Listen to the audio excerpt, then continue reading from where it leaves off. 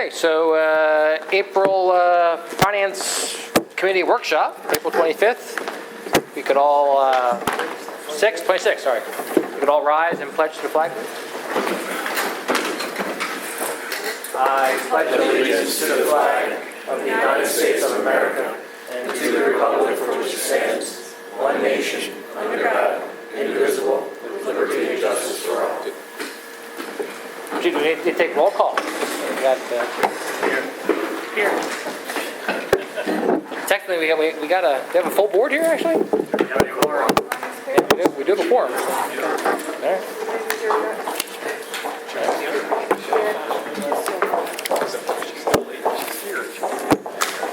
Where do you want to start there, Mr. Small? Do you have an agenda? Oh, I do. Are you planning to go through your dog and pony show up here first, or what's Actually, we're going to start with food services, so the food services people can get out of here? This is something, I know we don't go into, but I wanted to point out some differences. I gave everybody a copy. We got 16, 17, we got 17, 18 in front of you. We're looking at a projected for next year. They're looking at increasing profitability by about $27,714.19. It's made up of, there's the pricing, there's some efficiencies that they have done along the way to reduce some of their expenditures. And they've also increased, based on this year, their special function billing, which is stuff that they do, like when the teachers come back, they have a nice meal for them at the beginning of the year. So those type of things that they've increased. There will be, we're suggesting no price increase for the lunches, and that's going to be in lieu of using the non-federal contributions, which are basically state reimbursements. So we're going to keep the prices of the lunches the same and show more profitability for next year. So it's like a win-win. Does anybody, if you have questions, we have them right here. So we can, if you have any specific questions or anything that they can answer. I have a question. Will they be reducing staff? They have already done whatever, for BEC, they've already done what you needed to do. It'll all be through attrition that will be moving people from Birdsboro into the other spots. Nobody will be losing jobs or hours next year. So will your FTE count go down?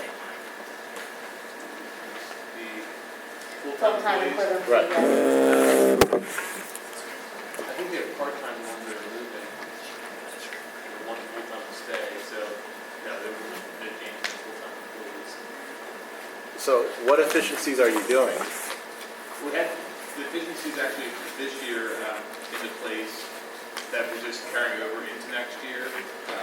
Last year we budgeted for some of them, but some of them happened throughout the school year. So when you see the bottom line of last year of negative 40,000, we're actually looking to exceed that this year. We're looking to actually have break even, or very close to break even bottom line for this year rather than the 40,000 we budgeted for last year. So we're just continuing on that trend. So we're basing next year's budget on what we're actually doing this year, which is better than last year's budget.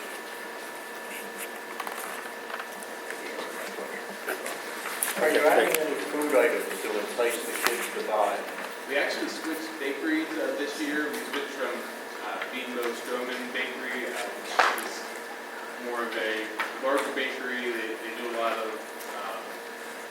products that have more additives, preservatives to them. We switched to an Italian bakery, Morbitas, that's closer to Daniel food and also has less preservatives and additives and a fresher product. So we can't hold it as long as we put the Beanbo product, but they're also delivering more often to us. And we applied for a grain waiver that allows us to sell some white products, not whole grain products, to the students as well, which has been a hit in the last 2 months. I think we made that change. So we're carrying that through the next year as well. Has there been any talk of the federal regulations regarding nutrition and school meals? Are they changing? And if so, how are we responding? We were on the list for changes. They haven't gotten to us yet, and it probably will be a year or two until they get anything actually in writing now. There may be some things that come through, and if we're on top of them, we're involved with the process of trying to get some of those things changed. It's just a matter of when that happens. But I think we will see some relaxation of the Healthy Hunger Free Kids Act restrictions that have been put in place. Great, thank you. So are we able to actually add to our fund balance at all? Are we, Hopefully this year, we're still 2 months to go, and we're on track to do that. We should be in the black, barring no unforeseen problems in the next month and a half. where are we at with equipment as far as all, anything on the horizon as far as replacements go and that kind of stuff? We've had some repairs this year to dishwashers and things. We will have extra equipment that might be able to be utilized from Birdsboro. Something we'll do down. But I think we're in pretty good shape right now as far as equipment goes. Nothing big on the horizon that needs to be. Trying to keep up with preventive maintenance on that to avoid some of those big ticket costs. Any other questions for nutrition group while they're here? The principals eating in the cafeteria every day? Every day. We don't eat lunch. Principals don't get lunch. We're keeping the order. All right, thank you.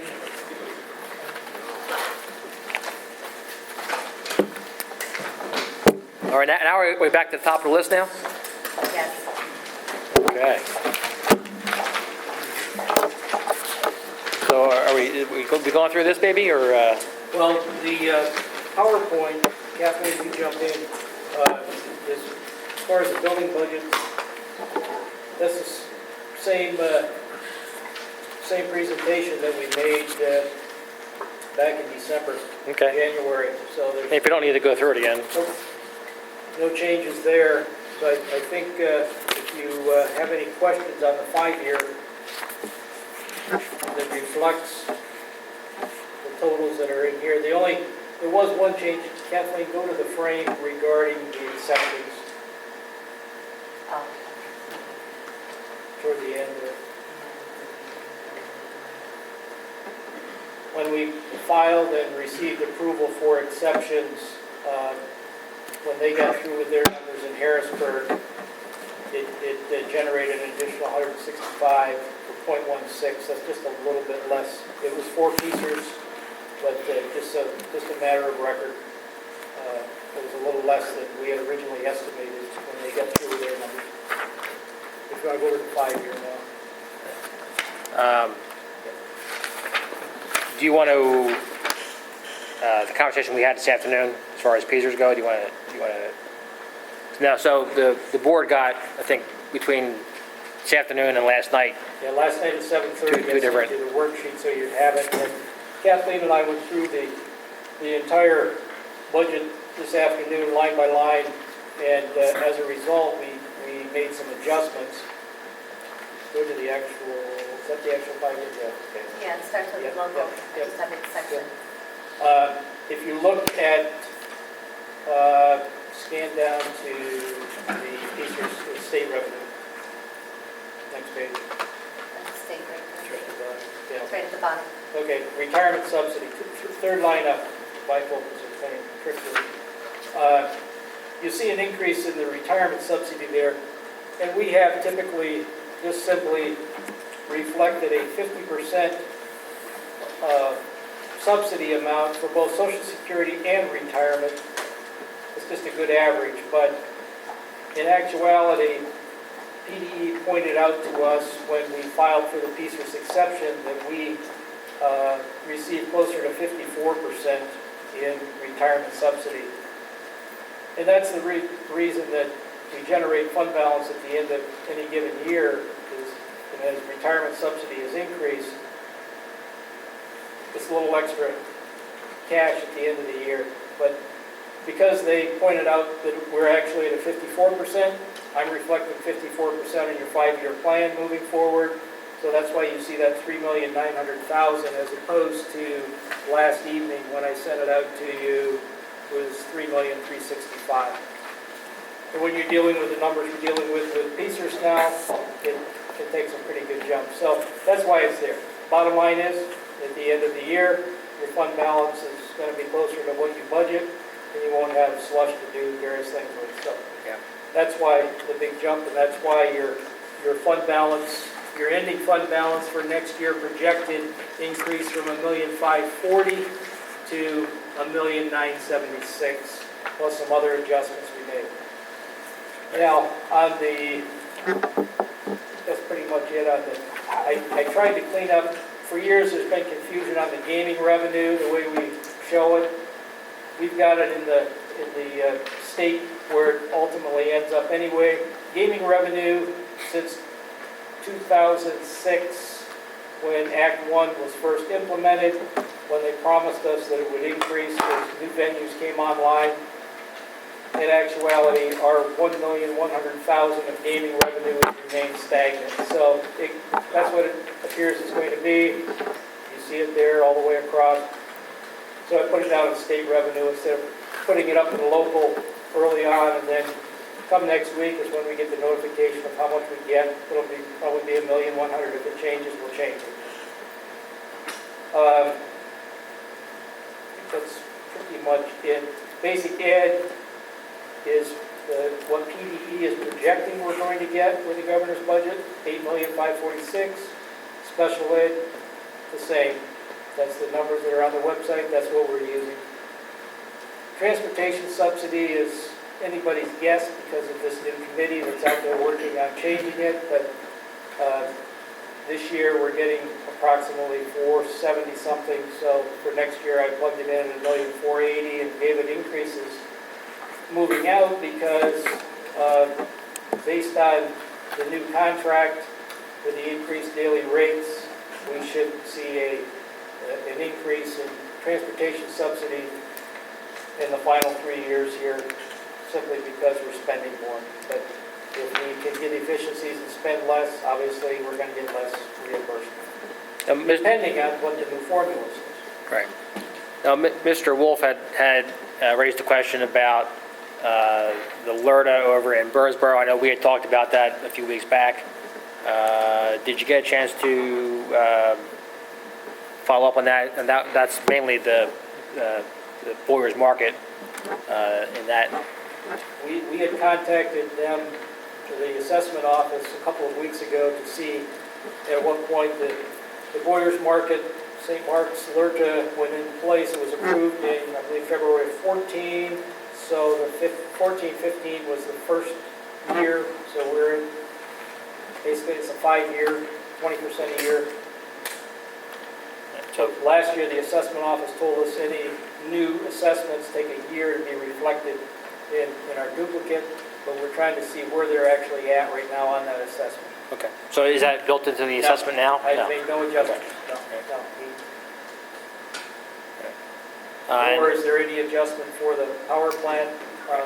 We're trying to do some research on a comparable project with up near Leesport. Well, I saw the article. It was interesting to see that there's someone else apparently bought into the project, which I would take as a good. Birdsboro project? I would take as a good sign. Yes. When did that really go into effect? 15? Power plant? Yeah. Well, I think we voted on it. Well, so now I'm trying to remember. I don't think was there alert on the power plant? I don't recall there being alert on the power plant. Not alert on the power But wasn't that a Keystone zone? Correct. Yeah, it was an overlay district. Yeah, but That's how angry we and I thought that expired in, Yes, they Because I did have they did not those choose dates. to join that. Okay. So that should be taxed off the get-go. Right. Yeah. And that was the point that was made one night, that there wouldn't be any graduated revenue, that it would be day $1 up and running. because it's going to take till then to get A it. phase-in, there'll be a phase-in based on the construction and whatnot. They won't wait until it's fully operational. But, and if I can gather some good numbers, I've said all the way along since this was first brought to our attention on the Birdsboro project that I'd be happy to put it in the 5-year plan and footnote it Right, but we haven't got a. until I see it from the assessment office in the abstract. We can't use it what's in the duplicate is what we can use. And I've got a call or an email into the assessment office because they did send a new abstract yesterday. And my question is, are they using that number for our duplicate? And if they are, I'll be reflecting a little, not a lot, a little bit of increase in the assessment. Okay. And on the expense side, I had asked Lauren this afternoon. I said, well, how come our salary number went down? And that this salary number is not including any potential cuts we have in teachers. But I guess Kathleen yourself kind of you move some numbers around as far as some payroll numbers, like the AD and. Yeah, we've got what's reflected in salaries is exactly where we are today, plus any adjustments per approved contract. So your 17-18 year is the end of your Act 93, your classified, and your confidentials are already behind. And then in the 18-19 year is the final year of your teacher's contract. So that 22-203-434 reflects anything that I've been given direction on, including contracts. The 22-851 reflects primarily, that increase is due to the fact that the professional staff can move on step plus column in the final year of their contract. So I've estimated approximately 40,000 for column movement. Then moving across is the same because I don't know. Now, is that reflective of the retirements then? We've already been notified of?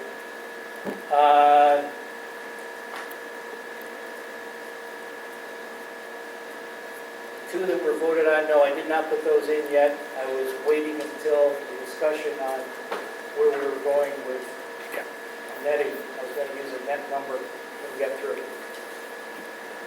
So tonight, the most relevant question is 17-18, but the numbers you have plugged in here for 19-20 and 20-21 for salaries really mean nothing because you're going to have new contract negotiations. Correct. So the ending fund balance, the negative $6 million could be far worse.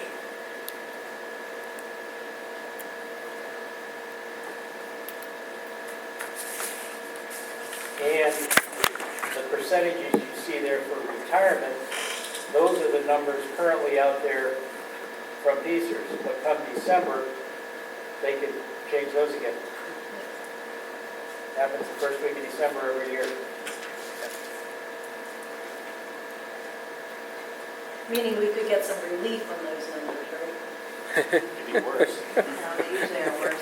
So far, they haven't gone, we had a projection at one point where we saw a leveling, but last year it took off. Well, there's a lot of talk about in the past with getting school some relief on retirement. Wasn't there actual discussion early on about cuts to transportation and pension subsidies? There's a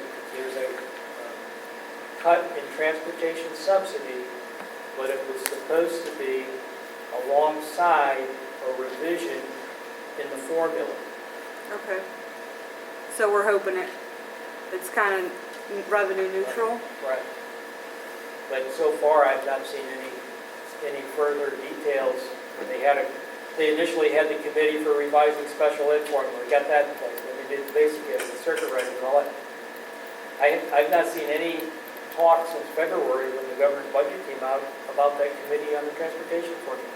But wasn't the reason for the transportation subsidy cut because they felt that not enough negotiation was going on from year to year? As a result of the Auditor General saying that too many contracts were just ongoing handshakes and RFPs weren't being done. And part of the new formula deal was that you'd be required to every 3 years to RFP your contracts.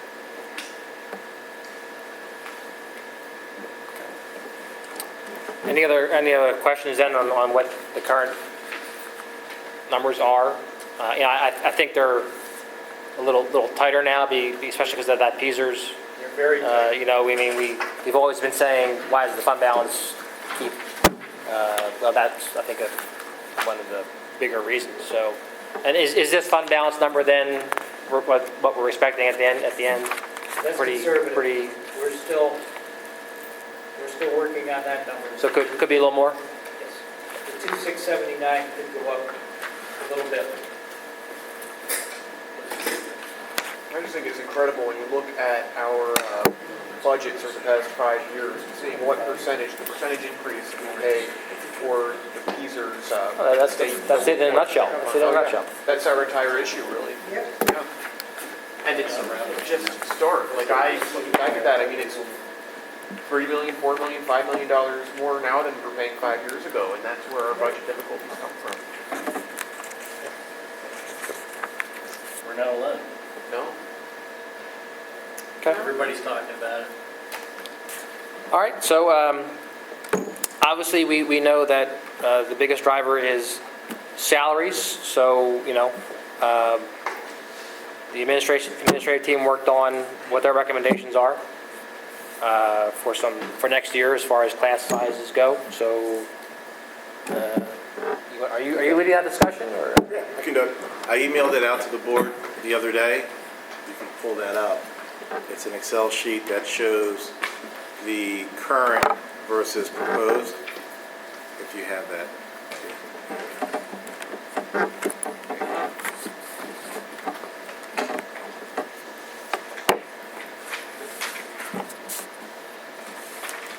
So what we looked at was, and I'll go grade by grade, on the left side, the chart is what we have currently. We have 64 sections, 60 teachers with an average class size of 22. Next year, the proposed through the realignment, kindergarten would stay the same with full day with 2 sections, 2 teachers, and then the AM and PM. If you see, there's 4 teachers, but they cover the 8 classes because the AM and PM, so there's no change. With MEC, first grade, which would have 100% of all first graders in the district, we're looking at 10 sections, 10 teachers with an average class size of 20. The guidelines, go from 20 to 24. Currently, that is average class size what we're looking at now. AEC would not have a first grade. MEC second grade, there would be 6 sections, 6 teachers, and an average class size of 20, which is a reduction of 1 section from this year. But the class size remains constant, right? Yes.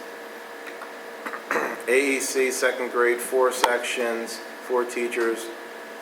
It would reduce 1 section.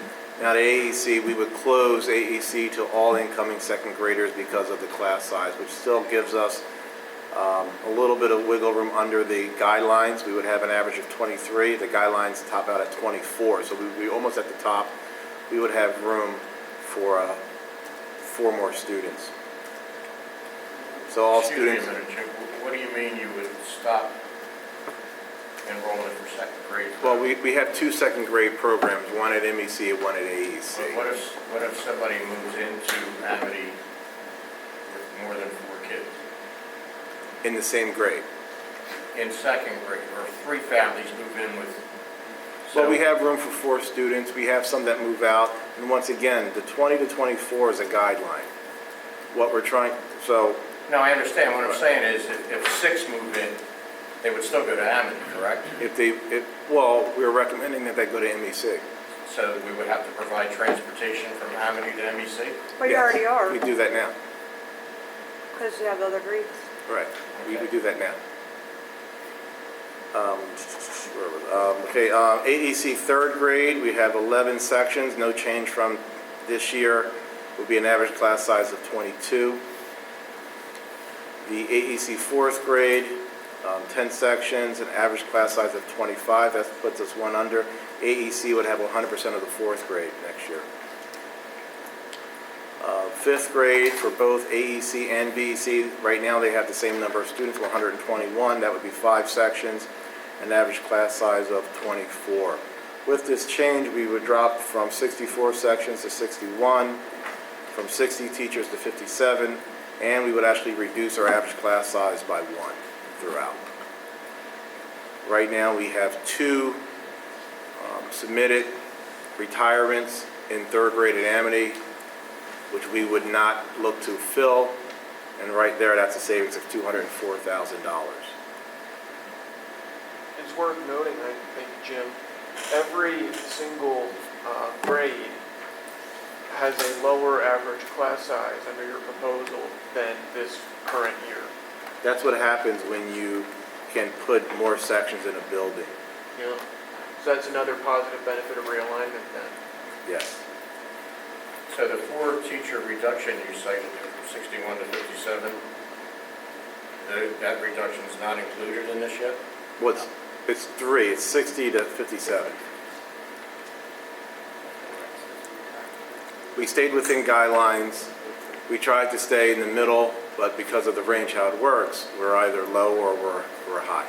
We tried to stay in the middle on it. Is that 200 net or gross? That's gross including all benefits. Right. So is this interactive, Lauren, so that if you plug in those numbers, it changes? Let's change everything except medical insurance. So you're saying that the 2 retirees won't be replaced and then plus 1 additional furlough? Yes. Okay, so from a furlough standpoint, I have established a salary average based on the most recently hired 6 teachers of $55,000. So you got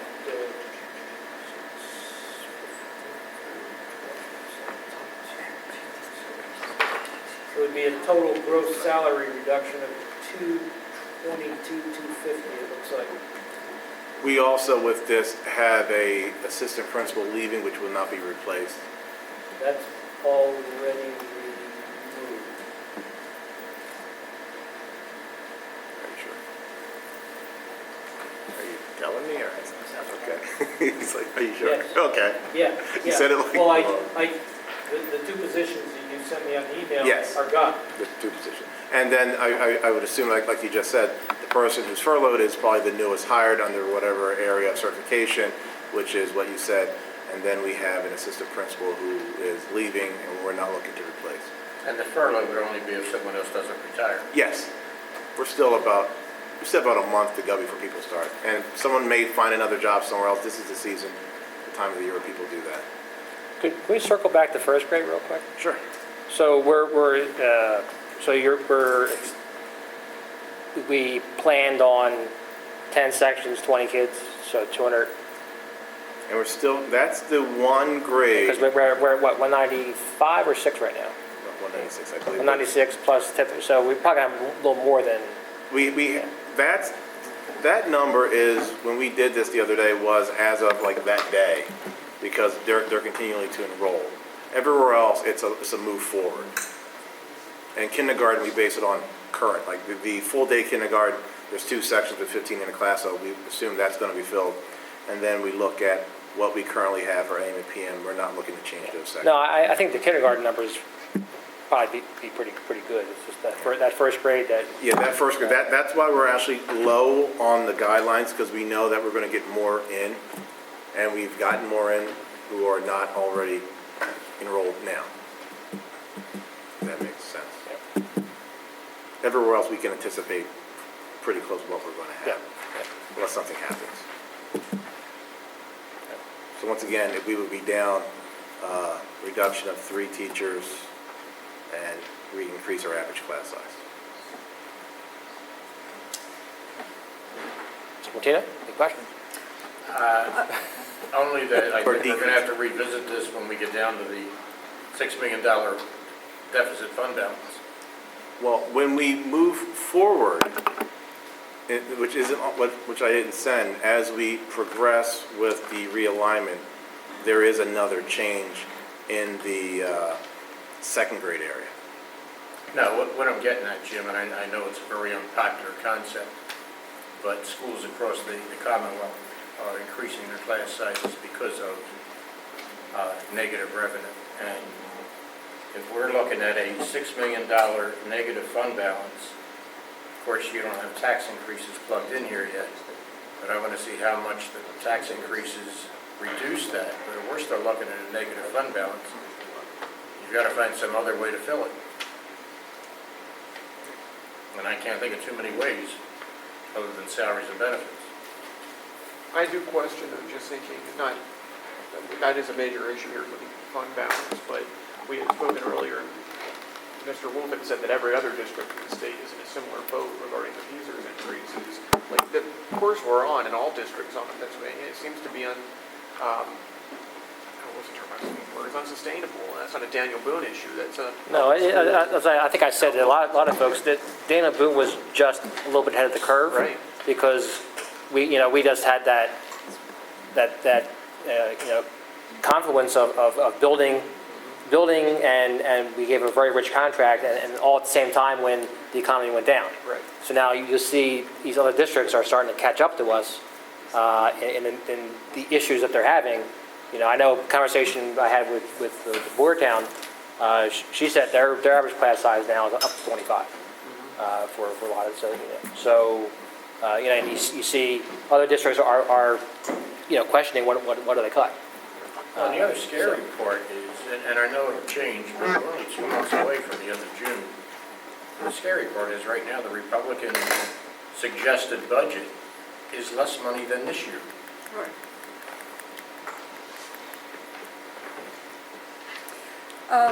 The only thing I was going to throw out is when you're figuring salaries for the teachers, we do have 2 retiring, which would be higher ones coming up, but we're going to have somebody moving from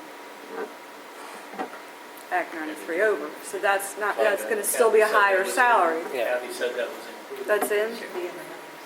It's already in, okay. Mr. Small, the starting fund balance for 17-18, is that projection through the end of June? Yes, 2.9 projection. yes, Are we tracking on that right now, or is that daily. 2.7? Yeah, the 2,679,000, Yes. yeah.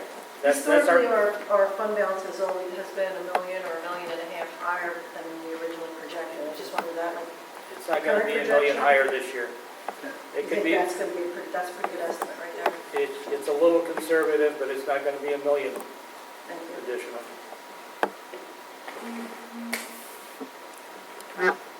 So, and then just to kind of flesh out, 'cause I know some board members had some questions about middle school and high school. I know, we're still going around on, so there's some jockeying going on with. Right, those numbers are remaining the same, but the teachers and staff are going to be following the students. So the middle school and high school will be sharing some teachers. And so they're not looking for, well, they always are, but we're keeping the staffing level. And the input from our principals that are sitting right there? Yeah, we always like a little input, right? That was a good answer. There was one, hold up here. There was one question that was posed to me in executive session about support for special ed, and I sent that out to the board also. If there was any, there was a concern about what was needed, and if I don't ask, I don't receive. So I requested from the director of special ed information. Executive director of special. Well, not yet, not yet. I want to give her credit where it's not there yet. Well, do we take into account printing out new business cards for all that? That's the expense, right? Do that ourselves. That's right, here, the new business cards. So what I requested of her was if she could have something that she would need to support her department, what would it be? Her first choice that I sent out is a special education learning coach. The other person would be emotional autistic support teacher to assist in the special ed department. So it was asked, it was answered. Okay. Well, so since Shelley's here, That's why she's here. So this coach position, Right, which we had before. okay. Is that something that we can hire on a consultative basis for periods of time? That could come in to do specific coaching a few times a year? Well, it's more than just a coaching staff position. It's a person who would be on a teacher contract. It wouldn't have to be an academic degree position, who could go in and not only do coaching, but do the functional behavioral assessments, write the positive behavior support plans, kind of help with the transition, because to help with the transitions between elementary to middle and middle to high, to make sure that the folders are going with the students, that all the president level information is correct. Also to supervise AIMSWeb. Right now Rob helps me out with that, but it's really hard for someone who has all these other jobs to monitor, to make sure that they're getting their biweekly data in there, to make sure that when the data is not going in an upward trend, that they're reconvening the IEP meeting, and they're trying a different method to do that instruction, so that person can do that. Also keys to work with our indicator 13, mandatory training, keys to work we had in the past, but again, it wasn't monitored at the high school level, but it's something that needs to be put back in place. I can't always get out to base. I can't get out of the district, or I'm out of the district at an IEP meeting, so someone to kind of share that attendance with me. I'm the only safety care trainer for the district.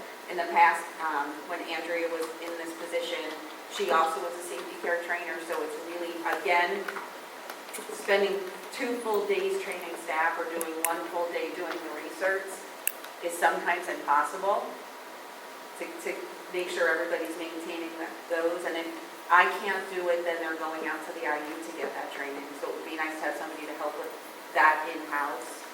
Again, to go and help with IEP writing, to make sure that our documents are what they need to be.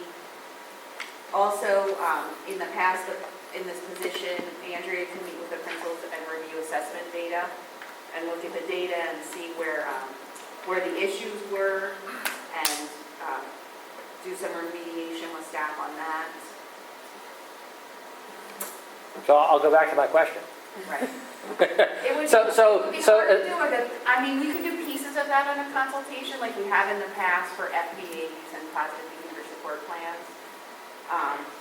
Yeah, so, if we came up with the ability to say, okay, we have X number of dollars, can't afford a full-time staff person, but if I have X dollars to bring in some assistance to you to free you up from some of these items, Right. I don't know where you find that person who would be willing to just. well, that's kind of my question, be is like there folks out there that do this on a consultative basis that, The FBA part we had in the past, but not the other pieces. And again, you have to have rapport with staff to go in and be that non-evaluative person who's helping them through coaching through a lesson. let me ask, maybe along the lines of, there's folks out there that are former superintendents, that are former business managers, who still want to work, but can only earn so much money. Right. that's Are there right. those folks out there that were in your job for 30 years? Right, right. Are those That's a folks good out there? idea to look at that. And I think probably if you're retired and coming back, you're limited to hours, I suppose. How many hours, so. What about just caseload in general? Caseload? Yeah, like I'm looking at the staffing numbers relative to it looks to me about 25% of the kids in each class are gonna be on IEPs. Our caseloads are high. Our caseloads are, and I was just looking at that as well. We just identified 3 new 3rd grade students as I was sitting here. I just went through three new ERs. So our 3rd grade classes right now at Amity are both sitting at 23 students. students. That is because Mr. Miller keeps writing them up, is that pushing them into the, all those recommendations? Is that it?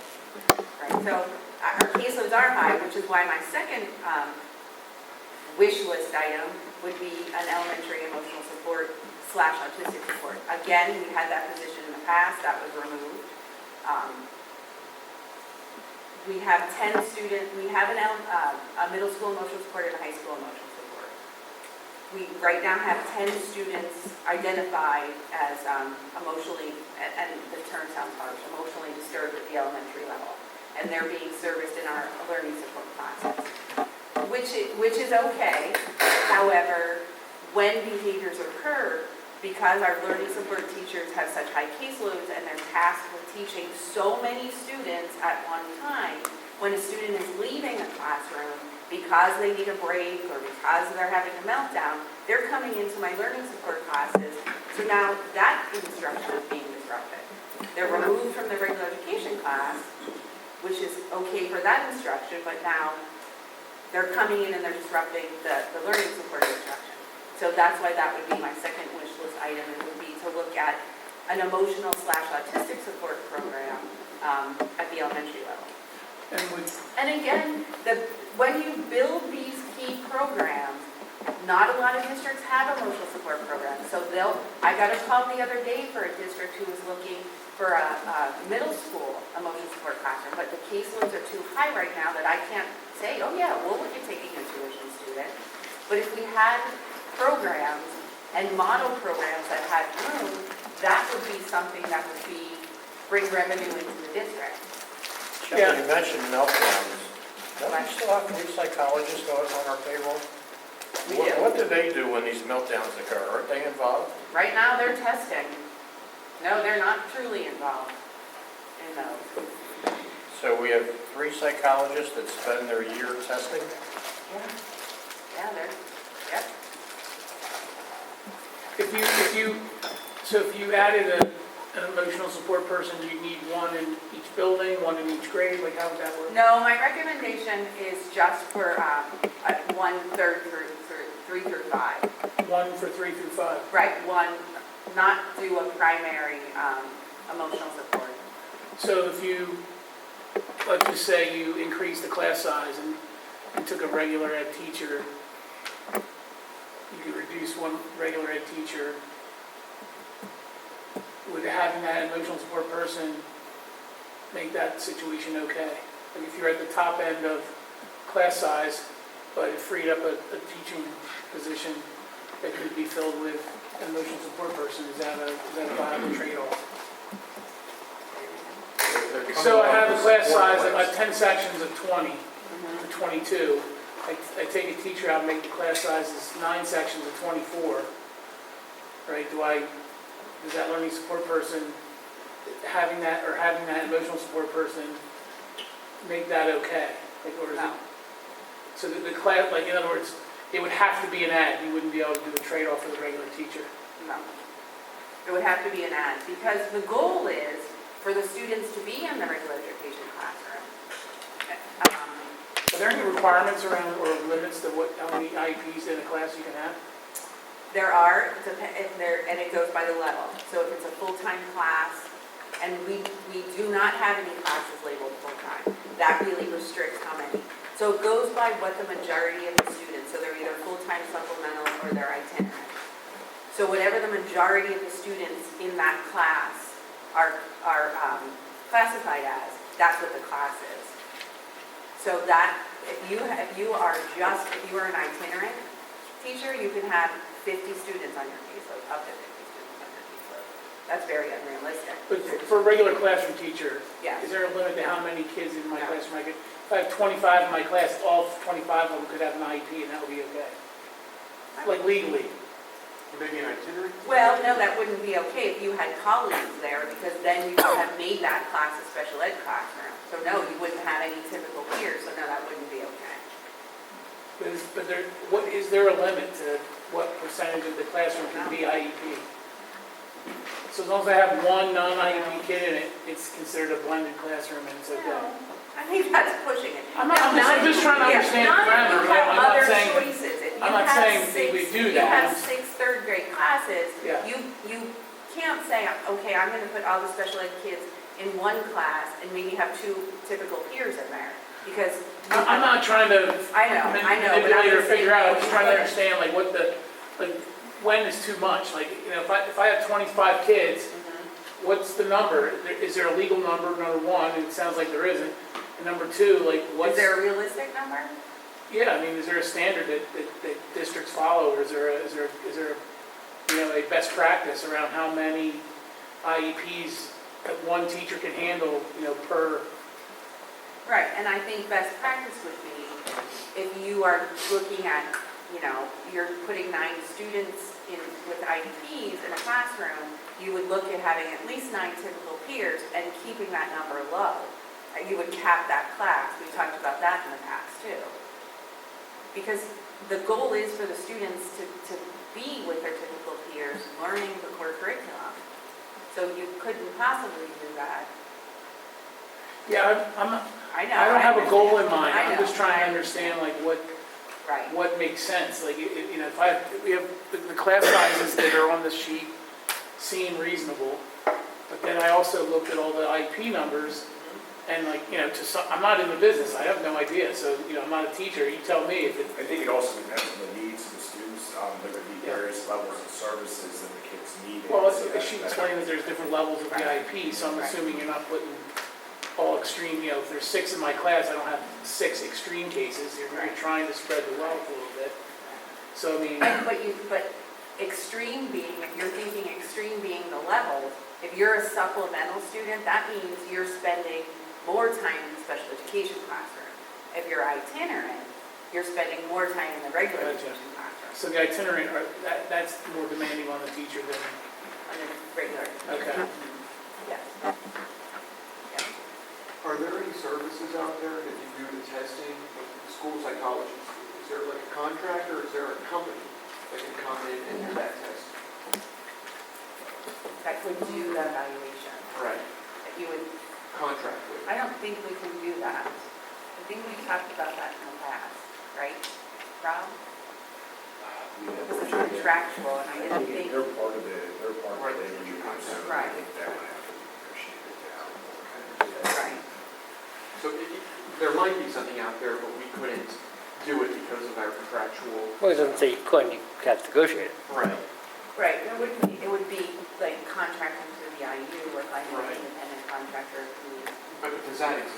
Like, for example, could the IU do that? the IU does some, and there are independent contractors, school psychology out there. Okay, thank you. The year before I got on the board was considering eliminating a psychologist position. Right, And the reason the board kept the psychologist position, or at least publicly stated, was that the psychologist being on hand helped keep the special ed lawsuits down. But what I'm hearing now is they 3 people spend all year testing. and I think what that meant was, there's a 60-day time frame. It used to be 60 school days, but it changed to 60 calendar days. So when the permission is signed by the parents, we as a district have 60 days for that testing to be complete, that report to be written, and in that parent's hands. And on that 61st day, then we're no longer, it's no longer legal. Then we're out of compliance. So that's the lawsuits that we're keeping us out of by maintaining the timeline.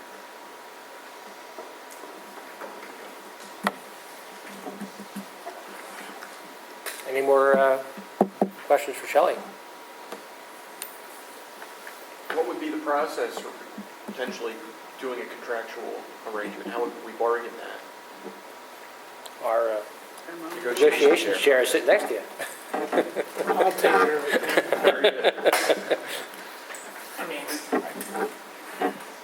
we'd have to put a business case together as to why it would be beneficial for them to agree to it, I'm sure. Would that fall within the purview of executive session negotiations?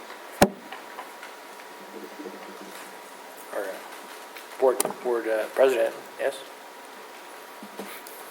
I don't know if it's even. I can't imagine the union's gonna say, sure, just go ahead and Right. outsource I mean, again. their Well, if it's not job working is for to have, them. their goal is to have members. Right. Have, they're not gonna outsource it. Right. So, Contract out. Right, they tell you to hire Contract. more psychologists if you Yeah. need more psychologists. so I think I think the discussion would be a non-starter from that standpoint. Yeah, okay. Conversation that potentially we could Nothing have. ventured, nothing gained. I Right, mean, yep. Right. the worst that can happen is they say no. Well, it might be something to consider in future years if we don't see any positive. I mean, if their time is better spent not doing testing, then I think it's worthwhile exploring. Next item was the per capita. I thought I'd put it out in this committee. The Finance Committee has had this discussion on our per capita tax, and you know, as you know, it's not a huge amount of money that we take in, but it, you know, it is obviously part of our revenue. The biggest nebulous item was we didn't know how much nuisance work that this creates for our staff. And I know Lauren tried to drill down, and Kathleen has tried to drill down on that. So as I guess a recap, how much money do we raise from, The net is $103,000. The impact on her workload would be insignificant at best. Her real estate load is pretty heavy. We're not eliminating much with this. Yeah, there's a lot of give and take, but if you're going to replace it with some other source, it's approximately $103,000 last year. so about 0.1 of a mil, roughly? Thereabouts. Okay. And then the net number is, you know, postage and, you know, printing and, It's all inclusive yeah, for printing, mailing, and everything that goes with it. I'm sorry, Mr. Small, that's net of the expenses to mail out the bill? Yes, The live version? that's your bottom line revenue after all expenses. so, you know, the question is, do we, you know, and if we do eliminate that, you know, we collect for the borough and the township. So, you know, we'd be basically telling them they're on their own to collect that, which neither here nor there. But I believe there's 3 components to that tax, is that right? Like 3 different pieces to it? One's the township, and two are ours, is that, am I thinking that right?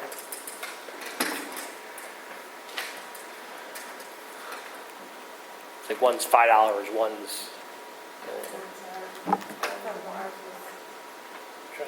I think ours is 10 and theirs is. right, I think there's 2 pieces to the 10. Yeah, there's 2. So, I mean, in essence, they could say, okay, we're gonna start taxing now for the one, I think there's one that they can tax for and one they can't. Yeah.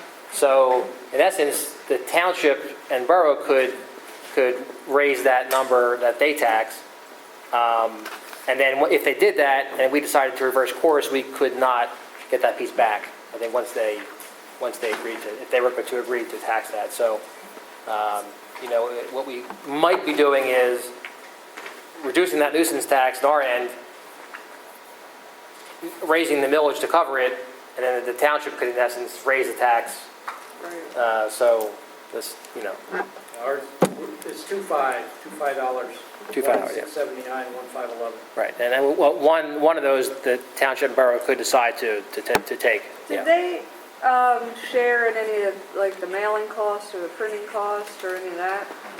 Or you- She speaks to here that she splits the printing and postage. Okay.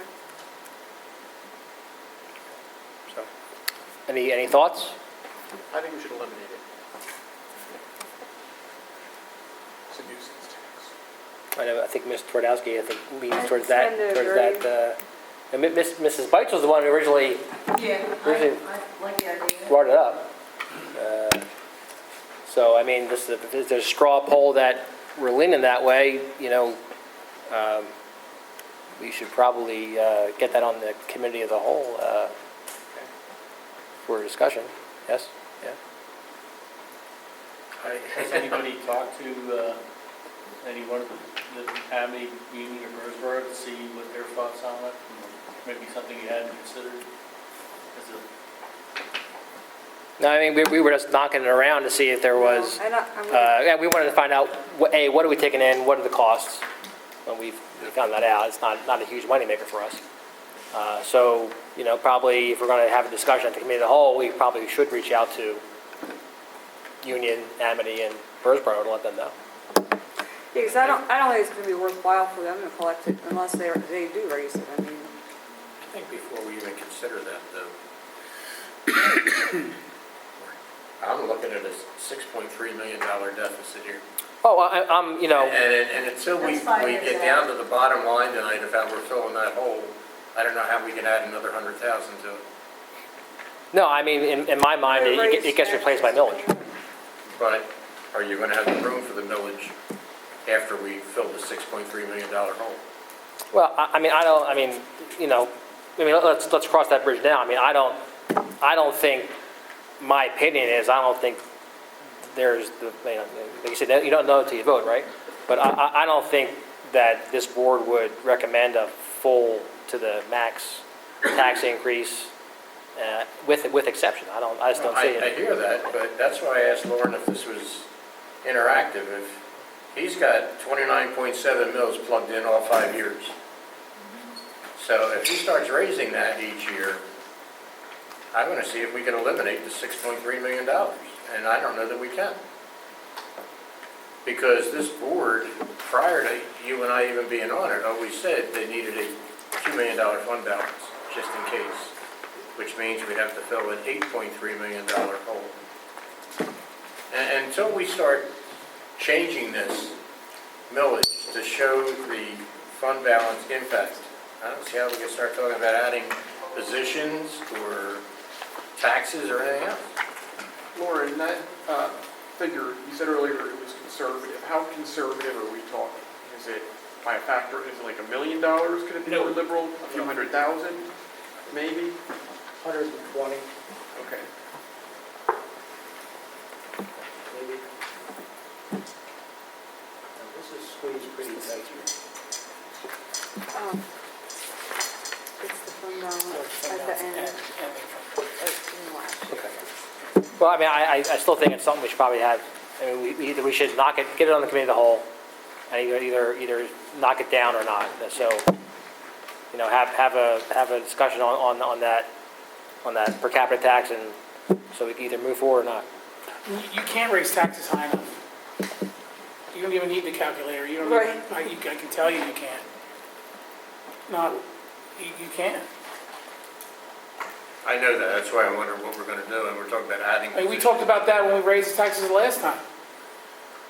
Last year, I mean, I voted no because it wasn't high enough, and I don't want to raise taxes, but that's what I said was going to happen, is we're only going to raise them a little bit to cover it this year, and then 2 years down the road, we're not going to have a choice. And you know, Maybe I'm jaded here, and maybe I haven't been on the board for 5 years, but how many times have we been told, going back 8 years, we're not going to be able to raise taxes fast enough, we're not going to be able to raise taxes fast enough, and here we are. Well, it's not the end of the yeah, world. but I'm not saying that was it won't 6 be years the where way the in taxes future. didn't raise. So I don't know how we were concerned about taxes not going fast enough. But the costs did go up, and whether you cut teachers our or not, fund you can't balance. cut enough teachers to cover the bill either. And our fund You can balance raise is taxes to down. the minimum, put class sizes to the max, and raise taxes at the max, and you still won't cover the 6 million.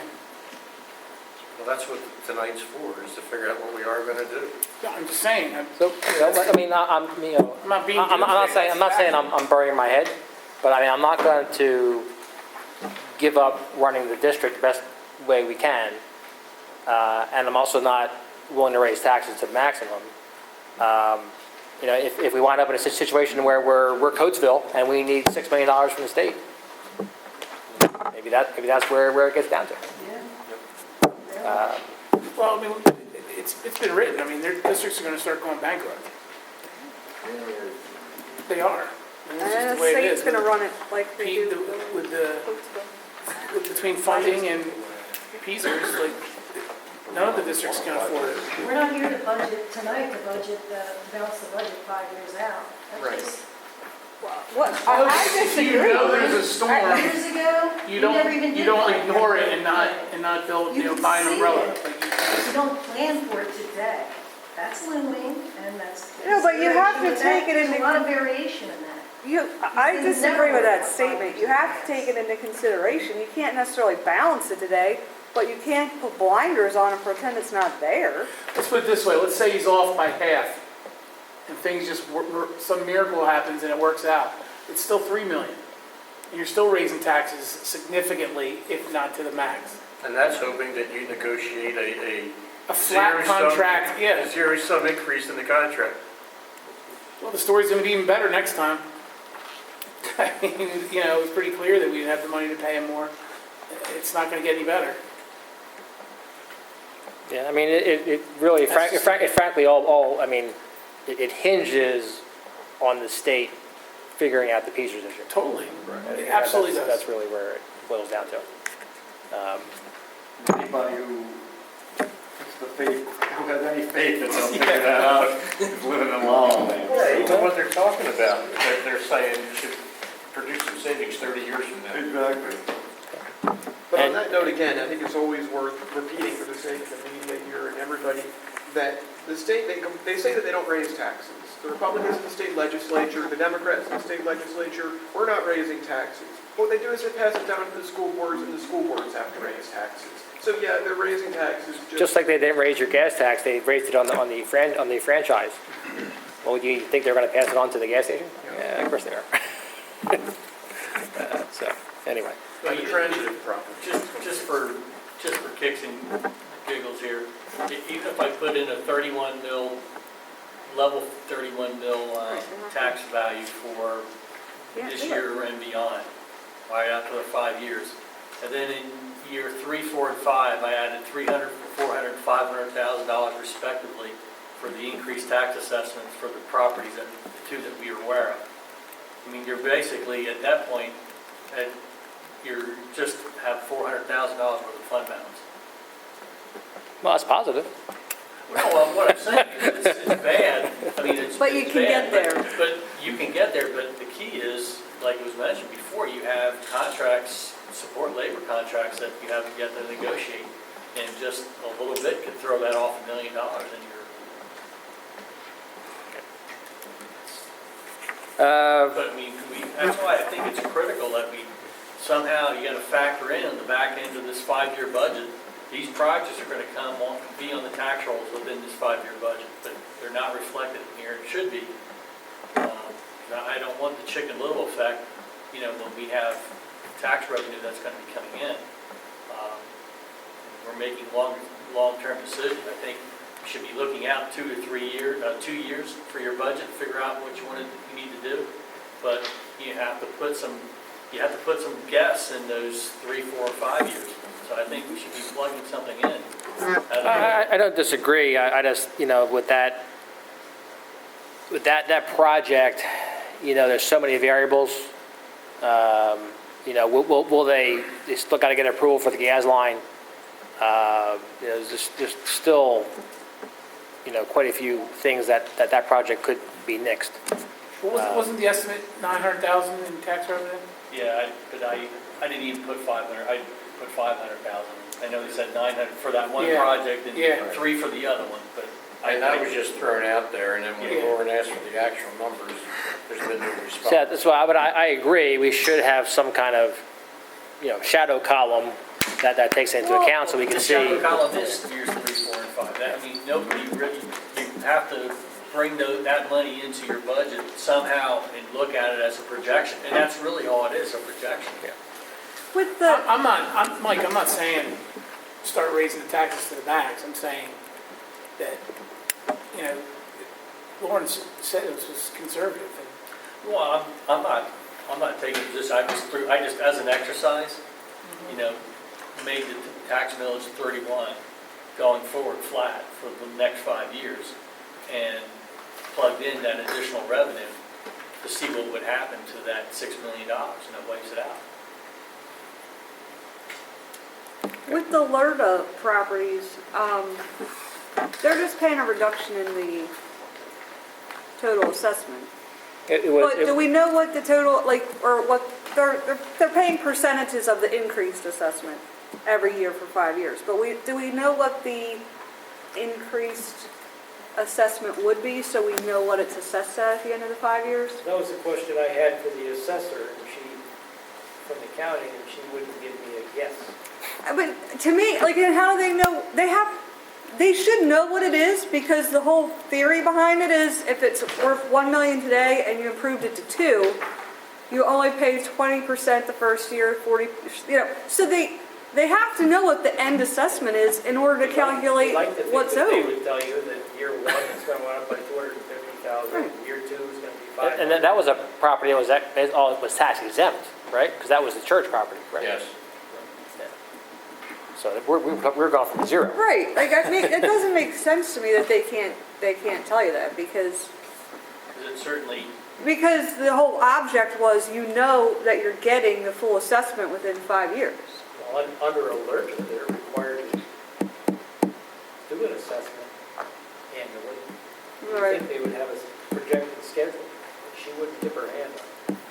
Mr. Sloan, if we're talking about the 5-year budget, then in your projections, are there savings built in for subsequent years when we close a building and/or increase rents here and/or liquidate a building? Nothing. So those are all revenue generators that I can foresee in the next 5 years that we are not in a position to talk about tonight. yeah, we can't even talk past the discussion. I mean, Right, so they're all considerations in the 5-year budget that will have an impact. Yep, sure. We can't talk about the 5-year budget tonight, $6 million shortfall, because a Well, long time fine. goes backward. Right. Kind of, we really need to come up with something to recommend for May special voting meeting on the 8th. Because that's when we have to adopt our preliminary Well, budget. let's add to the mix the bond piece too. So let's get all the cards on the table, right? Of the, I'll have refinance and this is the balance of our. Well, yeah, so there's actually two pieces. One is our bond counsel, or our bond purveyor, underwriter did call with rates where they're at, and they've been chewing on that last piece of the was it the middle school, right? The 2000, I believe so. 2007. It's the last piece of what you did 3 chunks of bank qualified thus far. There's one additional chunk that we thought we had to wait until January to do another bank qualified, because we did the major refinance in 2017. We had to wait till 2018, but now with rates the way they are, he's saying you could grab it now with rates where they are now and have approximately $650,000 in savings. If you want to wait out the storm and see how things go, well, maybe it could go to $750,000 in January. But if you want to grab $650,000 now, he wants to come and make a presentation. Is that says potential? Is that in the budget then? No. No. Okay. Okay. No. And because he said to me, he said to me, you can put it all in 17, 18 year, or I can spread it over 3. I can schedule it that way. And I said, of course, because I'm retiring, yeah, let's have it this year. Stick it to the next person. Yeah. Well, But that's anyway. what we do. I had. He would like to come and make a presentation. Well, I'd let him. Yeah, get him out here. I had also asked Lauren. I've had this discussion a couple times. Right now we're budgeting $500,000 for our capital projects fund. So with the rates they are, I had said, well, what if we floated a loan, a new bond issue, to pay some of these expenses that we know we have. So I asked them to go out for Lou, and I don't know, did Lou get that to you today or no? No. Okay. So, and I just wanted to kind of bring it up to see what kind of, if there's a hell no attitude, then we won't even bother. And, we know we have capital repairs that need to get done. We know we're going to have a field replacement. We know we haven't put down a square foot of blacktop in the district in how many years? 20, 15, 10? We got rooms collapsing in Birdsboro. We got, you name it, we got it. So the question is, does it make sense to float a bond issue? And if we could reduce that, instead of paying 500, can we reduce that number and spread it out? Get the money we need to do the repairs, but spread it out over a 20-year period. I don't know if that makes sense or not. But I figured at least we'd have a discussion to see whether we should pursue getting those numbers. Well, I mean, you talked about the staffing. The staffing's flat across the board in here, right? That's what you have built in here, Lauren? Just flat staffing across? As far as dollars? Well, head Head count. count. Yes, Head count's flat. what's been discussed tonight. So you still have the middle school and the high school to figure out, right? Middle school and high school are staying the same. Staying the same. They're staying the same? Yes. So isn't the high school, the enrollment in the high school going down? Flat? It hasn't yet, but the bubble will 2 hit years there in a from now? year or two. About 2 years from now? Mr. McKnight would prefer to hire a staff. I know. Well, and I'll tell you, it's not going down. I just looked at the numbers today. There's a small dip in, I think, 610, no, exactly what year it is. My current. But the numbers stay at 280, 300 range down to fifth grade through our current 12th. So that's the progression you're looking at. Okay. And we really haven't, if you go back and look historically, the model's been consistent for about 12 years, because I think in high school, you have more transient students who come and go. Students return from parochial schools more in the 9th grade level because there's more options in a public high school than there are in the parochial system. Now that you're doing such a whiz-bang job. Thank you, Mr. Rathgab, yes, that's the sole reason. The reality, that's But I always been the also case, heard- because there's just better technology, there's better sports opportunities, better theater programs, there's more music, there's just more. So you just see that trend, that's consistent in every public high school. So Mr. Scott, somewhere in our recorded minutes, I'd have to look them up, but I remember Mr. McKnight saying he'd give up whatever we needed, so, I do remember that. yes, I remember that. On the staffing Make what? front, those reductions, they compound though every year, right? So the 3 reductions, we make 3 reductions this year, I mean, it's going to reduce the salary for next year, plus those that either retire or are furloughed that year. Like, It's about going to be years. $150,000 a teacher So, I mean, if, 104. on average. so like All if in. you reduce 10 teachers in the next 5 years, I mean, that's $1 million by the end of it. So if you have 3 teachers reducing in their retirements, they're probably at the higher end, so you might be saving more than that. That's what I'm saying. These numbers, like I recognize that figure at the bottom there, but there are, like this assumes the status quo in some ways. So it could be a guide. We can't. Yeah, I mean, yes, you're correct. So as teachers retire, as we cut staff, that translates. Yeah. As people retire, that translates. But we also took a 0 increase down. So is that a wash? Maybe. Wonder how that reflects in. I guess we can't really go on previous years because And it's healthcare status goes up quo. every year. Well, that's in here. At least healthcare is in there. Yeah. Lauren isn't projecting what our contract's going to be after, when it expires. But does that take into account? I don't think it's a wash. I think it's much more likely that the salary increase outstrips. The Yeah, loss. probably. I agree. Probably. It's a net increase because we're already so lean. And Ms. McKnight just said, if we're seeing classes of 280 all the way down to 5th grade, there's no cuts in high school coming, right? Yeah, there might be small adjustments to the elementary schools going forward based on enrollment, but they're small. We're not talking about 10, right? We're talking about 1 here, 1 there. That's going to be more than offset, I think, by future contracts. Yeah, current enrollment's 280 down to 5th grade. Right, that's what I said. So I mean, Right, so I think it's much more likely It's only at the that elementary level. It's And you're already cutting the You're already, elementary yeah, level. the elementary level is gonna drop a little bit, but even with it's not a whole lot. teacher control of that. Okay. No, we're almost done with the consolidation, so. Mr. Rathgeb, somehow we digress from your thought about borrowing money. Yes. Yes.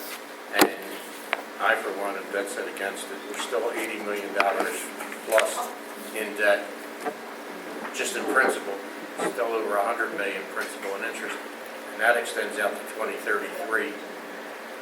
Borrow money now, it's going to take it out for 20 years and take it out to 2037. I think we have enough debt.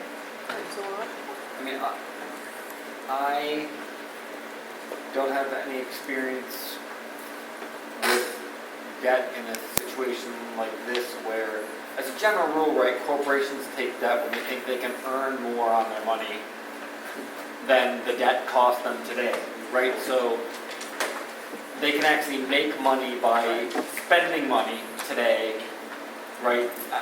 You understand the point that I'm making. We're not in that situation, right? So I'm trying to understand, other than necessity, right? If we can't keep the lights on, then somebody will float us the money, then you go there. But and I'm not saying that I disagree, because I don't know. I'm trying to understand. So in what essence, value there think of is. it I think from a individual point of view, to try and, I guess, get your arms around it.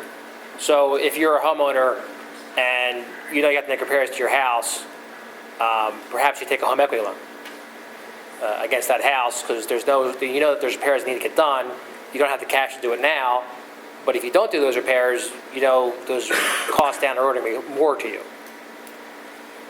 So, I mean, I think that may be a decent analogy from an individual point of view. If it's possible to demonstrate that something that would only cost us $500,000 today would cost us $2 million 2 years from now, then maybe I agree with you, right? But if the increase in the capital expenditures is fairly linear, then I don't think there's probably any value in kicking it down the road. Plus, I thought the whole Thompson study was that this repair needed to be done in 2018 and this repair needed to be done in 2020. So why would we grab money now for repairs that don't need to be done for a couple of years? I mean, I'm not disagreeing with you, I'm trying to Yes. understand. So the question would be, you know, if by taking the loan, we don't have to expend $500,000 a year now, we expend $200,000 on that bond. Now we have $300,000 that we're not spending in this Right. current year. Now, does it cost more in the long run? Sure, Yeah. because you're paying interest on that money. You know, but that's you know, just looking at a way to try and keep the budget, the expense side down a little bit. Now, maybe Lauren can speak to it more, because I think you did a bond issue up in your old for repairs and maintenance, right? Or It was actually it was 2.3 million that we spread over 10 years for capital projects. But we didn't have, we were coming down the home stretch on any other debt that we had. So by the time we got the projects done, the new 2.3 kicked in, our debt service itself was much lower than the construction debt that we were getting rid of. So the timing was right, and it wasn't, we didn't have even all of the things considered. I'm not sure how I feel about it. I mean, sometimes what you borrow gets spent and instead of pay as you go. Because right now, I think Mr. Harris and Mr. Blankenmiller are putting together, or Mrs. Small and Sains also, putting together a plan for prioritization of what you get done. Even that $500,000 has incorporated in it a sub account to save for the high school field. I don't know if everyone knows that. I think roughly 97,000, something like that, 95,000 in the later years, so it can be replaced. I don't know. Yeah, something like that. But I think, I don't know what you're no, I'm not. I'm just, you know, I think they have a pretty good plan. We don't need all 10 million right away. I think my biggest concern is that I think I've heard from the community, from members of this board, from whomever, that to some extent we're in this position because people in the past weren't thinking about the situation that the people in the future were going to have to live with, right? And to the extent that if we kick the can 10 years down the road, the likelihood of any of us 9 still being sitting here is pretty slim, right? So it's easy to say, let's make somebody else pay for it.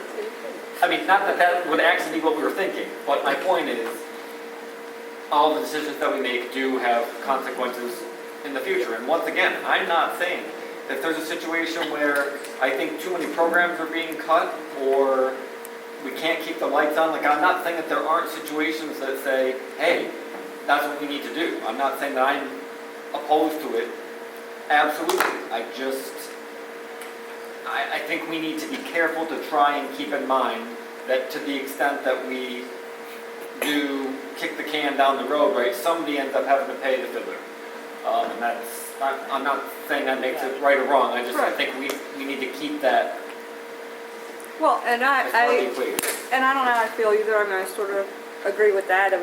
It's somebody else's problem. But on the flip side of that too, I think is why we need to look at the fund balance and the negative going out 5 years or 6 years too, and just say, well, it says minus 6 million, but that's who knows. But somebody's going to have to make that up, and we're sitting here doing what we're doing now because 10 years ago, we're saying, well, they didn't look at that. I don't want to. Right, you're not trying to point fingers and either. I don't want to put somebody else in that position either. Right. Is there no step movement beyond 18, 19? Contract That's ends in less. 1819. What's that? I know, but so we assume that Status quo. it'll be status quo for those 2 years then? Depending on your negotiating skills. Well, you still be on board. You have a lot of faith in me. That's completely up to you, right? Okay, good to know. Hopefully. Well, or the people that you have that you're trying to get in agreement with. When would Lou be coming in to go over the bond? I just emailed him asking if it's available in the May calc. Okay. I haven't got a response yet. All right. Well, so let's see what numbers he comes back with. If they're totally ridiculous, we won't even bother. But When he called me last Wednesday, he said this week he was booked. Probably why he's not responding to me. But I'll find out a week, Monday, if he's available. okay. But we do believe that the potential 650,000 that you mentioned, Lauren, that's it? At least in the near term? And today's rate. Yeah, I understand that. But that would be the last But I mean, possible refi. Yeah. Potential, Yeah, they were done. that's it, right? Okay, I just wanted to be This clear. is the balance in that big chunk that we've done 3 DQ. No more rabbits to pull out of that. Right, that's all I was trying to make sure that I was clear on that. Thank you. So do we want to have Mr. Small plug and chug then? Is that what? Not a little. So we've already updated it, right, with the staff changes? Your new salary number, Kathleen, should be 91,980, 178. Correct, it's attrition. 21, 981, 178. 728, 21, 981, 178. 170.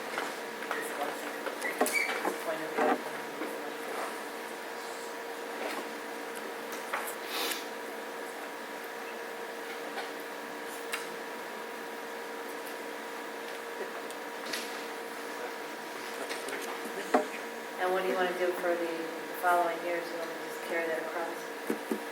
Have a new salary number? You had a small increase.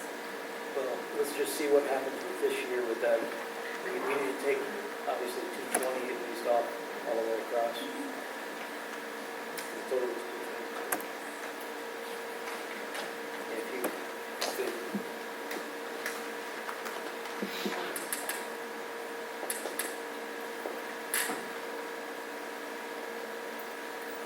Yeah, see, I put the 21,981 right there. What do you want there? let's make that 22,631. Just for kicks. 22,631. And then carry that across, copy that across to the other two.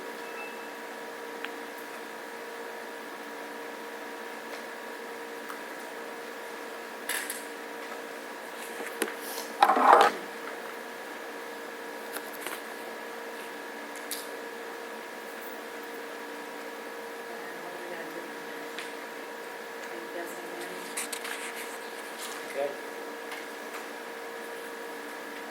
Where's the 103,000 that Dave was talking about? Where's that in here?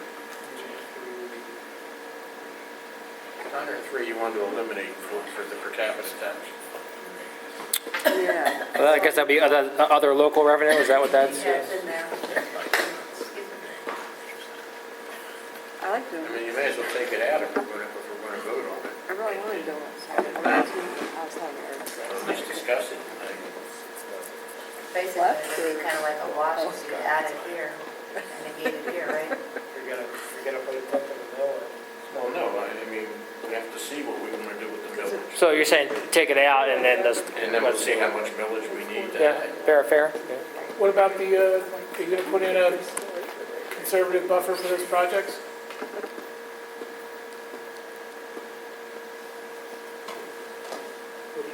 The power plant. Yes, the local road. Well, we could put in Mike's number there if you want to. Change the assessed value.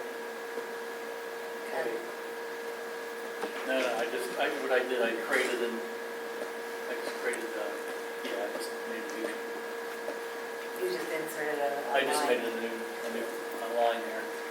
So you're saying it's gonna And net now, how much? 3, 4, and 5, put in, in 3, 4, and 5, 3, 4, and 5. 300, 400, 500,000. Okay, so nothing for this year, here. Well, when's it supposed to go online? 2019? 2019? Well, yeah, that number's low, but I don't know. Well, yeah, I wouldn't put what they told us, I mean, they won't give us the real numbers, at least any Well, they said projection. 900,000 just for the power plant alone. Well, that's what they said, but And- how many times has Lauren asked for it, and they won't give us any? 3, 4, 5 is low, right? relative to Right, their- so I mean, obviously it's not 900. I don't think, Or I they don't would have think given them the I number. don't think they know. They would have drove it over here and handed it to them if it was really 900. Either either they don't, they're unwilling to share it, or they don't know, and I think it's the latter, I don't think they know. Which is fine. So, I mean, if you don't know, you don't know. Well, you should have said that instead of 900,000. Can't have it both ways. I thought I heard a It million. can't be 900 when I feel I'm like it. with you. If you don't know, then you don't know. Don't say 900. they were Well, why not? Our combining, they were numbers combining change the every St. day. Mark project and the power plants into one big number, so They're 1.2. just Lauren, gonna how have a much little of bit a tax increase, what's the millage we're allowed with the exceptions this year? It's on that last page, it's 3.8. It goes 29.7 to 30.68 to 30.83. So 30.83 is the max we could raise it to. Yes, with the Okay. exception. So just do half a mil, see what it looks like. Yes.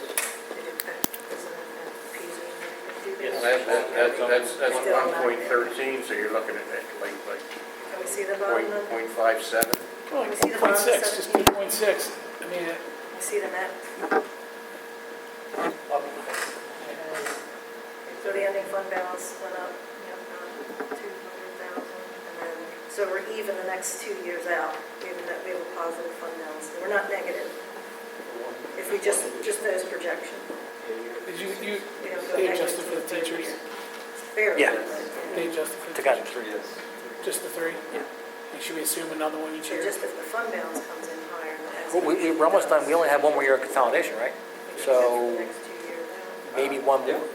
If we're gonna do that, Jeff. Well, because fifth and sixth grade, one's third, fourth, and fifth. So I think it's gonna net itself out with the increase. The classrooms dropped, those grades dropped He's from like wanting to 250 to reduce the 200. staff each year.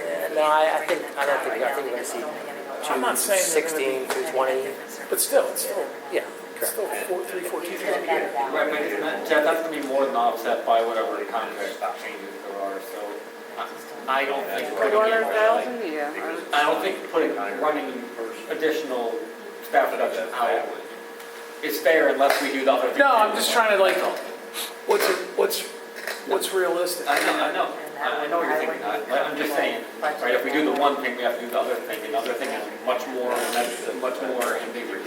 Well, I mean, you could also assume that the contract would be a repeat of what we just did. Right, like our situation hasn't changed, you could say, well, we're gonna go. So what's the recap on this one I then? mean, Just just make that assumption. to try to get something, Down to get something 4 million in the realistic hole. in there. But So- we didn't change the millage at all. Right. Okay, so that was the reduction of staff. We took out the nuisance tax. And we added potential revenue, Guesstimate. the Mike Wolf guesstimate. Well, Mike said he'd make up any difference. Take it out of his bonus. Take float a bond for you.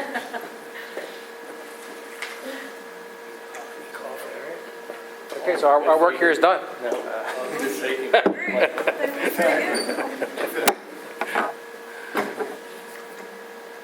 What What's the starting, what is the starting, comments from the peanut gallery? if the starting, the following year is 300,000, I mean, doesn't it go negative like very quickly? Our fund balances have always been higher than what we project though, because he does such a good job budgeting. It's going to be at least 500,000 higher. It's just the way it is. Look at last year's budget, you see. Yeah, but when he showed us the month over month, We project. Is this being recorded? Yes. Because Mr. Small is going to play this recording during his evaluation. The start of next year, where we're 300, I think you can easy add 500 to that. I agree, this year's is spot on, I see what he's saying. 1920 at the bottom. There you are. Even if you're starting out with 300,000, you end up with $1.8 million deficit. yeah, but I remember you showing us the month over month, and we get in that period where we're waiting for the funding, Oh, right. and it goes negative, and then like, if it's negative anywhere during the year, then you're not paying your payroll and whatever Well, else. we talked about a bridge loan, if that, if worse than came to worse with that. If they eliminate property taxes, we no longer have borrowing authority as a school district. Right, yeah. There's no revenue to anticipate, is there, I guess so. What's your pleasure? Well, that's showing no tax increase, right? That's right. So no tax? Well, I'd say we should look at some. I'm fine with no. Rich is good. Yeah, I thought we were putting in, we're gonna mark a $500,000. Half mil? What does that look like? What's that look like for the Yeah, month? yeah, can you just, See what we get. What's, I mean, we're just changing it right now to see what it no, I'm looks like, saying, right? what's the month over month? Like, are we negative? When do we become negative? Oh, Pretty quickly. well, Just to see what it- with That's what I was 2.6, yeah, you're gonna become negative along about September, That doesn't October. include this 600,000. If you start the year with only, yeah, you're gonna, right? 2 point, Yeah, like 3 months and you're negative. what's the bottom number, Kathleen? And the salaries alone will eat that 2.6 up. squares, yeah. If you start the year with 300,000, you're gonna be negative in 2 months. Oh, Not even. If, first month. The first month. month, like 3 weeks in. right, so I mean, you can't start the year with 300,000. And if That it's, number's always higher. okay, so let's say it's 800,000, so then we're 4 months It's 2 away. months, exactly. And then you have the train coming in. And that turkey farm, that's gonna take us over the top. Yeah, what if they don't have a budget for 8 months again? That seems so. That's what I'm saying. Listen, I'm not just blanketly advocating for raising taxes. I'm just saying, if you start the year at 300,000, and if he's off by 500,000, you're looking at 4 months before you're negative.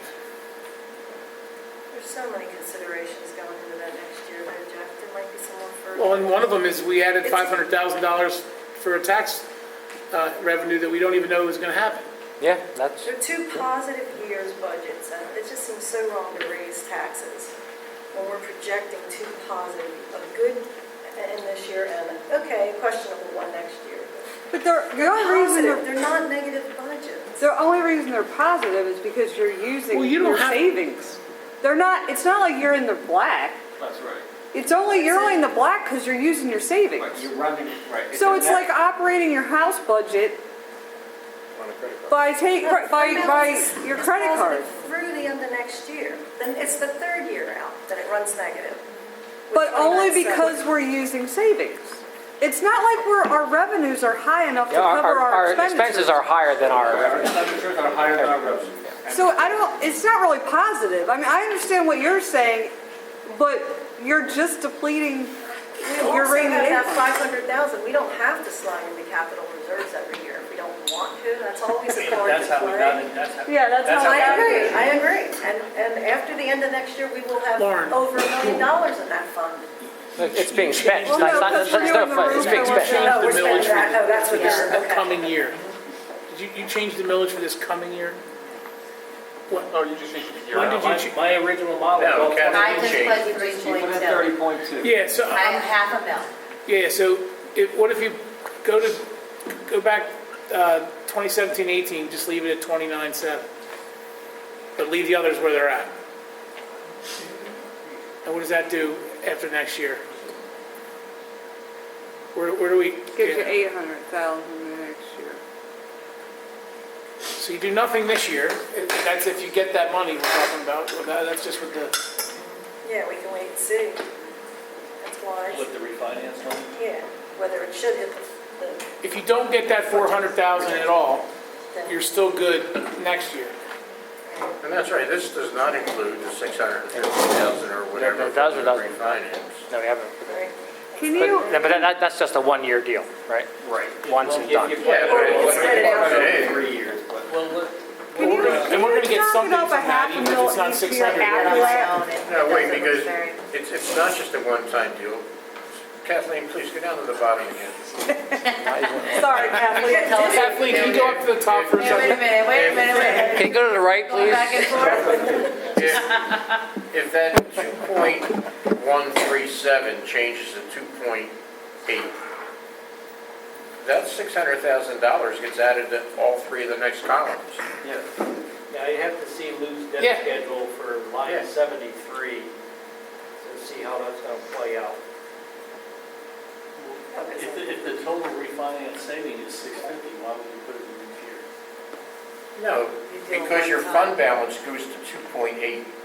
So 2.8 it carries minus through. your It's final just- expenses. It's just a never-ending. It carries through to the fund balance, but it's a one-time shot. Yeah. No. It's just, you get the benefit of It's the a one-time money. shot today. No, it's a And the one-time other ad, thing- but it carries through on this. The other thing, and it's something that I think Carol, she has said everything but these words, but we still have some of the highest property tax rates in the county.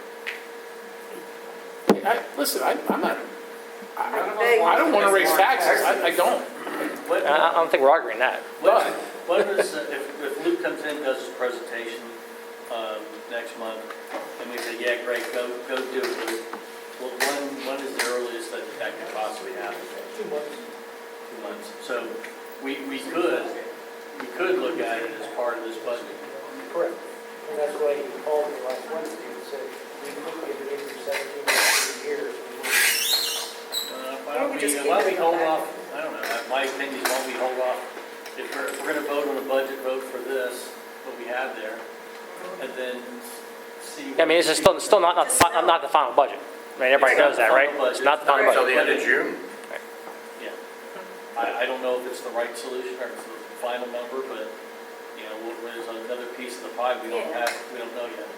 But it's No, a but the stuff you positive added in consideration. is a better model than, like what you added in is, Plus, and it, I just threw this idea out to Lauren about, about St. Mark's and what she was already working on, but in the power plant, maybe get some more solid numbers as far as what these projections could be.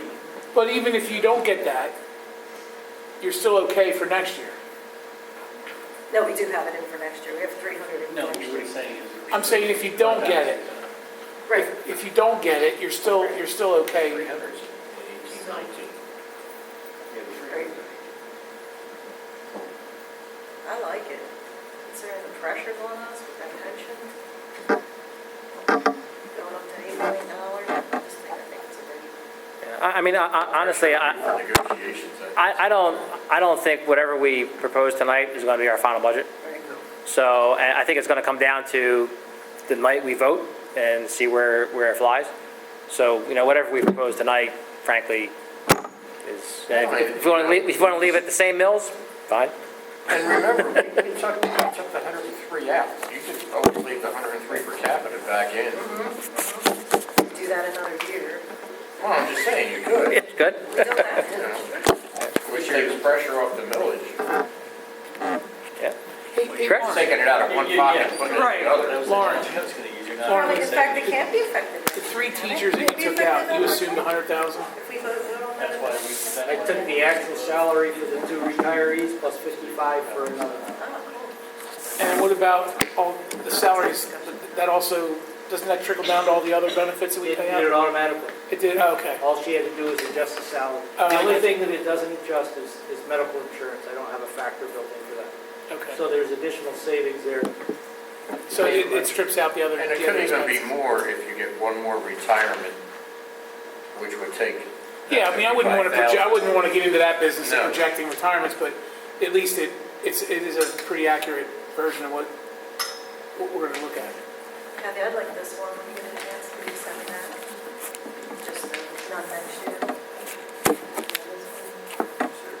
So on the cow, is this what you want to see?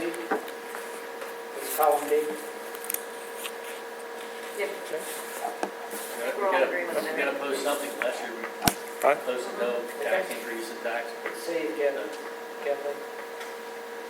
Well, I mean, what we're showing is that we feel comfortable that we don't need to raise taxes this year, but And going we can forward. do it next year, we still be proactive with a half That's of what I'm them. saying.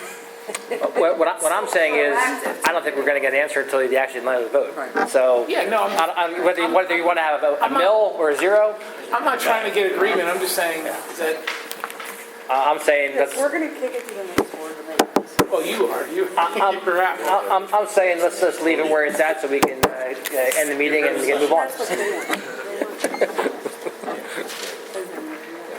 want. When you post it, will it look like that with the, No, it'll be in the standard format. will it show I those, can put this on, or but will it show that the millage goes up in 2 years? No. it'll be just what you see I there. just don't want to alarm You can people. only, you can only post Obligations your, this year's budget. right, you can only post. Oh, That's our only obligation. Oh, okay, Otherwise, we couldn't even throw that 3, 4, No, I know. 500,000 in, if we're gonna do a 5-year budget. It's based on just nothing right now. Okay, we all good? Thank you. Anything else? I believe so. All right. Public? Anyone? Ms. Reno, you're public? All right, well then, sounds like we're adjourned then. I want to point that people out, they're talking about taxes. You need that to do anything else?